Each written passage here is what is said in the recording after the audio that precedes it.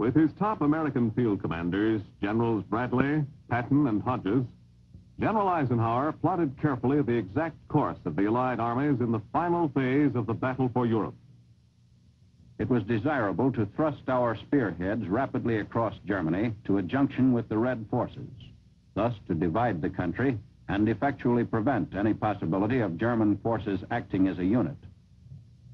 In Berlin, Nazi party leaders like Propaganda Minister Joseph Goebbels were reminded more and more forcibly that the Allies were drawing closer. Allied planes now paid daily visits to the German capital. Resistance to the Allies was becoming much more difficult for the Nazis in all phases of their war effort. With fuel supplies at a new low, German trucks in Berlin were often taken in tow by trolley cars. On every level, the operation of the life of the city was crippled more seriously as the fronts on both the east and the west were pushed closer to Berlin.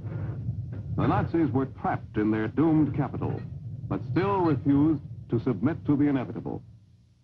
The Allies sent out urgent appeals for the German people to surrender via broadcasts in their own language from Allied control stations, such as Radio Luxembourg. These broadcasts reached many thousands of German citizens. The German people were also advised that they would not be tortured and executed, an idea that had been drummed into them by the Nazi propaganda machine. Dies bringt die Gesamtzahl der deutschen Soldaten, die sich in alliierten Kriegsgefangenenlagern in Sicherheit befinden, auf 9. I surrender. These broadcasts were effective. As the American soldiers took over control of Nazi towns and cities, many Germans, no longer dominated by the Wehrmacht, were quick to put themselves in Allied hands. Many were still fearful that the Nazi claims about their torture by Allied soldiers might be true, but were soon convinced to the contrary. It now appeared that a double envelopment would not only finally and completely sever the industrial Ruhr from the remainder of Germany, but would result in the destruction of one of the major forces still remaining to the enemy. The industrial importance of the Ruhr to Germany had been greatly diminished, even before we surrounded it. As a consequence of the threats now developing on both sides of that area, it would have seemed logical for the Germans to withdraw their military forces for use in opposing our forward advances. Certainly, it should have been clear that with the Ruhr surrounded, there would be lost whatever military forces might be jammed into its defenses.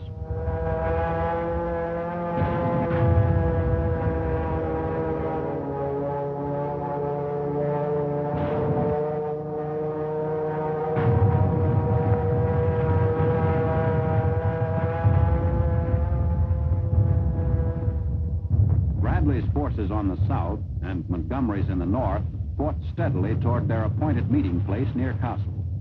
The resistance to Simpson's 9th Army, which was on the right of Montgomery's army group, was more stubborn than that encountered by the 1st and 3rd Armies advancing out of the Frankfurt area.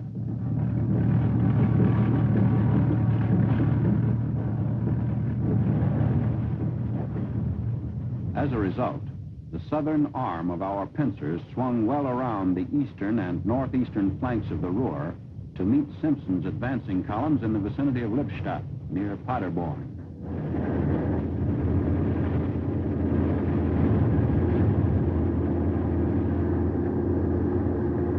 By April 1st, just 1 week after the 21st Army Group had crossed the Rhine in the Wesel sector, the junction was complete. The Ruhr was surrounded, and its garrison was trapped. The Germans had now suffered an unbroken series of major defeats. On April 18th, the whole German garrison in the Ruhr surrendered. Originally, we had estimated we would capture about 150,000 of the German army in the Ruhr. In the final count, the total reached 325,000, including 30 general officers. We destroyed 21 divisions. Hitler must have hoped that the siege of the Ruhr would be as stubbornly contested as was that of Brest. But within 18 days of the moment the Ruhr was surrounded, it had surrendered with an even greater number of prisoners than we had bagged in the final Tunisian collapse almost 2 years earlier. During the final phase of the battle for Europe, the Nazi soldiers looked less and less formidable. The Wehrmacht, once composed of the pick of German young manhood, now included in its ranks youths who were really still children. Policing the Nazi prisoners had become a more demanding job. Sometimes former inmates of Nazi concentration camps were put in charge of guarding captured Nazi soldiers. The vital industries of the Ruhr, now completely lost to the Nazis, further crippled the badly weakened German war effort. The foundation on which Hitler's plans for world conquest had been built lay hopelessly smashed. With the Allies pushing steadily eastward, General Eisenhower paid a visit to General Patton at Gotha on April 12th, a notable date for the Supreme Commander. Before the day ended, the scenes I saw etched the date in my memory. General Patton's army had overrun and discovered Nazi treasure, hidden away in a deep salt mine. In one tunnel, they found a hoard of gold estimated to be worth about $250 million, most of it in gold bars. There was also a great amount of minted gold from different countries in Europe, and even from the U.S. The same day, I saw my first horror camp. It was near the town of Gotha. I have never felt able to describe my emotional reactions when I first came face to face with indisputable evidence of Nazi brutality and ruthless disregard of every shred of decency. Up to that time, I had known about it only generally or through secondary sources. I am certain, however, that I have never at any other time experienced an equal sense of shock.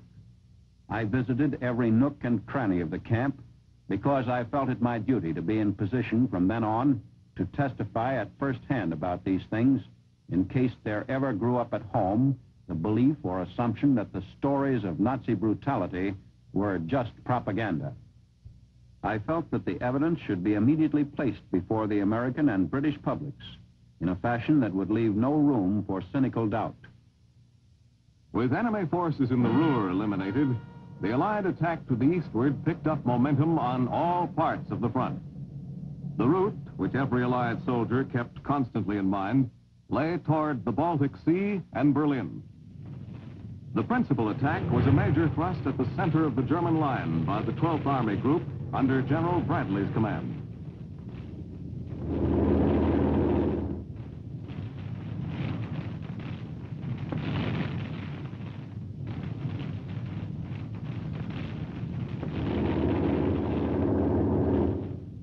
Bradley's advance was conducted on a broad front.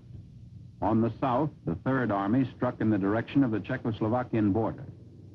On Patton's left, the First Army attack, begun on April 11th, made rapid progress.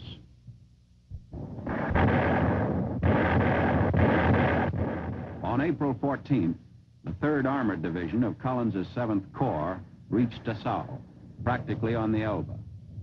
This corps, which had been in the original assault against the Normandy beaches and soon thereafter had captured Cherbourg, had fought all the way across northwest Europe from the coast of France to the river Elbe. The stage was now set for the final Allied moves of the campaign. The enemy had no means of restoring a single front against either the Russians or ourselves. Throughout western Germany, as the Allied front moved swiftly eastward, some units were charged with checking on areas which the frontline troops had passed through hurriedly. The GIs rounded up a number of spies, and in addition, German soldiers who had quickly changed into civilian clothes. Whenever any Nazis in either classification were caught, the penalty was quickly executed by Allied military units. Ready, aim, fire!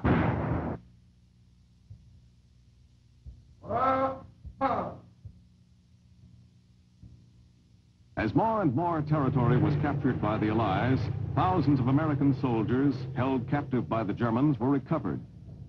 Many of them had been taken prisoner as early as December 1942 in the early battles in Tunisia.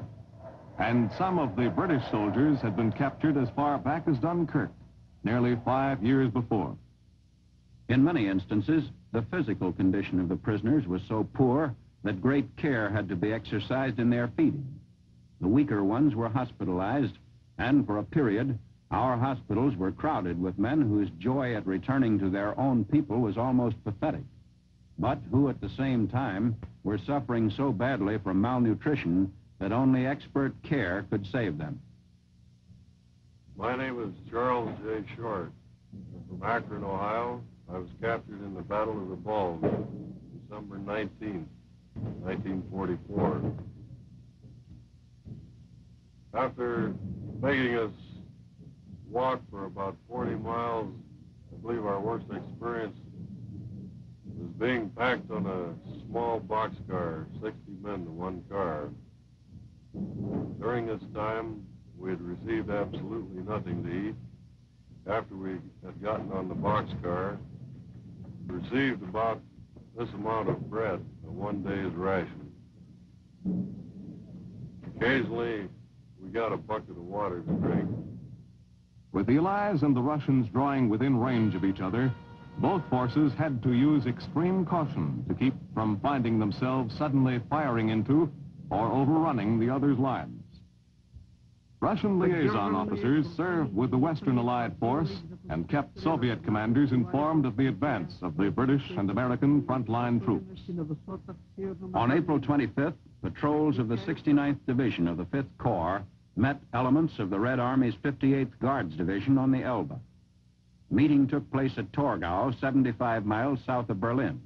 The 5th Corps, like the 7th, had participated in the initial assault on the beaches of Normandy, and it seemed fitting that the troops of one of these corps should be the first to make contact with the Red Army and accomplish the final severance of the German nation. In late April 1945, the savage battle for Berlin, so long feared by the German people, was begun.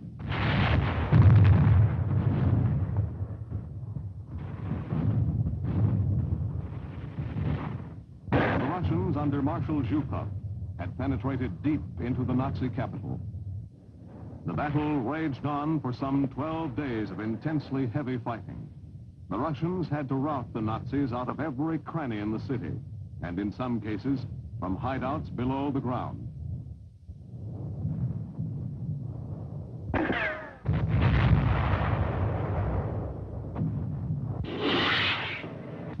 The last of the defenders surrendered to the Russians on May 3rd.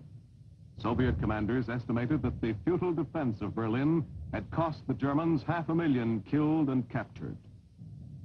The climax of a war which had cost both sides hundreds of thousands of dead and wounded was finally over.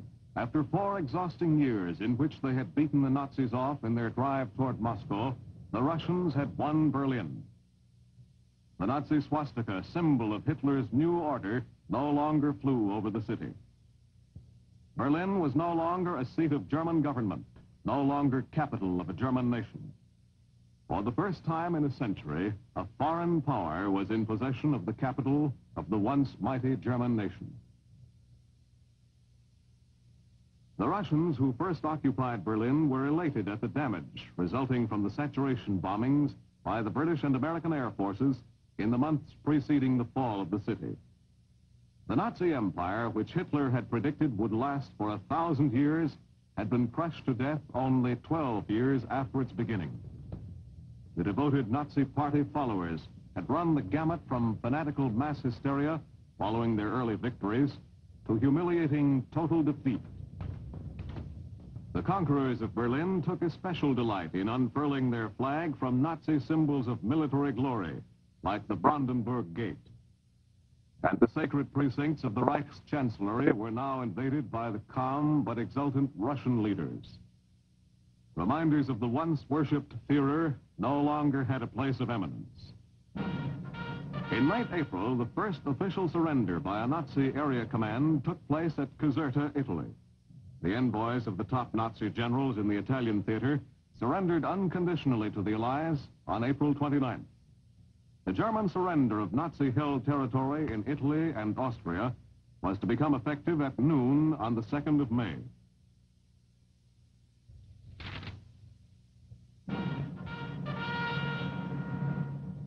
In the north, at Lüneburg Heath, on May 4th, the Germans surrendered to the Allies, represented by Field Marshal Sir Bernard Montgomery, all their forces in northwestern Europe, except for the Nazi garrison in Norway.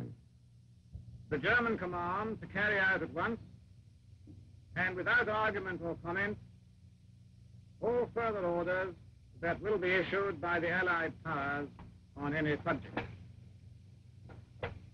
Disobedience of orders or failure to comply with them will be regarded as a breach of these surrender terms and will be dealt with by the Allied powers in accordance with the accepted laws and usages of war.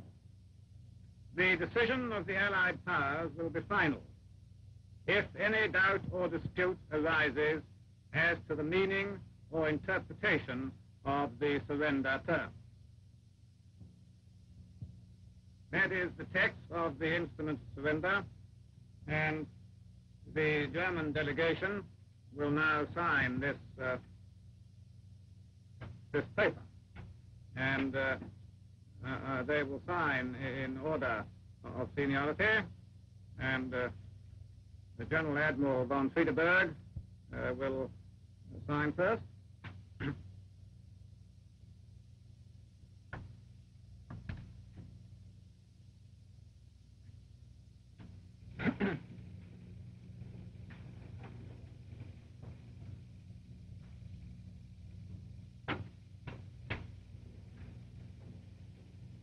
Now, General Kinsall will sign next.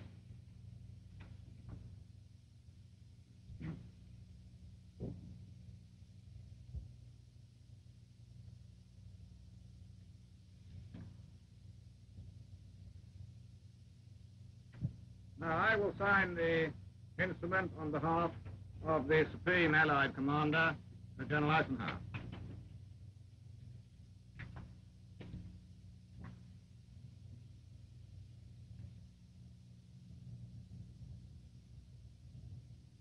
Now, that concludes the formal surrender, and there are various matters now of detail to be discussed, which we will do in closed session. Complete Nazi capitulation came on May 7th at Reims, when the Allies, represented by General Eisenhower's Chief of Staff, General Walter Bedell Smith, accepted the surrender of Colonel General Alfred Jodl on behalf of the Nazi High Command.